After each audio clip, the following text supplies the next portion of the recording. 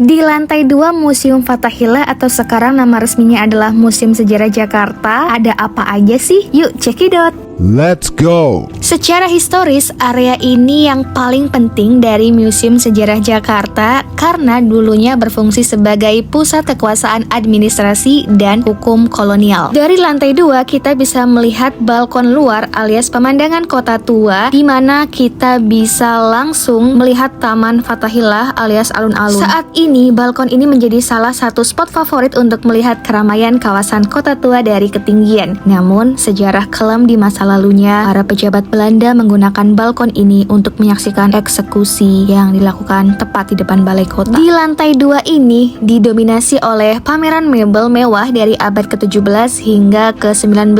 Koleksi lemari arsip besar, tempat tidur bedstead, meja dan kursi dengan ukiran rumit bergaya Eropa, Tiongkok, dan juga lokal Betawi. Furnitur ini menunjukkan perpaduan budaya kolonial yang sangat kental, sering disebut juga dengan gaya Batavia Baroque. Ruangan paling ikonik di lantai ini adalah bekas ruang pengadilan tinggi Belanda yang terdiri dari meja kayu jati raksasa dengan bentuk bulat besar berdiameter sekitar 2,25 meter yang terbuat dari satu gelondongan kayu utuh tanpa sambungan. Meja ini dahulu digunakan oleh Dewan Keadilan untuk menentukan nasib para tahanan. Di ruangan-ruangannya juga dihiasi lukisan bertema keadilan, termasuk kisah Raja Salomo atau Solomon yang legendaris dimaksudkan untuk menginspirasi para hakim saat itu. Dinding-dinding lantai 2 juga dipenuhi dengan peta-peta kuno Batavia dan lukisan Gubernur Jenderal VOC. Kita akan melihat barisan jendela kayu jati berukuran besar yang simetris, memberikan pencahayaan alami dan sirkulasi udara khas bangunan neoklasik. For your information, gedung ini dibangun pada abad ke-17 dengan gaya arsitektur yang menyerupai istana Dam di Amsterdam. Ciri khasnya adalah cat putih tulang, jendela kayu jati besar, dan penunjuk arah mata angin di puncak atapnya. Sebelum menjadi museum pada tahun 1974, gedung ini berfungsi sebagai Stadhuis alias Balai Kota Batavia, pusat administrasi VOC hingga kantor pemerintahan Provinsi Jawa Barat. Lantai 2 Museum Fathahillah alias Museum Sejarah Jakarta juga menyajikan pameran furnitur antik gaya Batavia dan ruang sidang utama. Lantai ini juga dulunya berfungsi sebagai pusat peradilan VOC di mana terdapat lukisan sejarah tentang kebijaksanaan, korupsi, dan hukuman. Sejarah perempuan di museum ini juga ditandai dengan dua sisi kelam dan perjuangan. Konon terdapat penjara bawah tanah untuk perempuan dengan ruangan yang sempit 6x9 meter di area bawah tanah yang menampung 40-50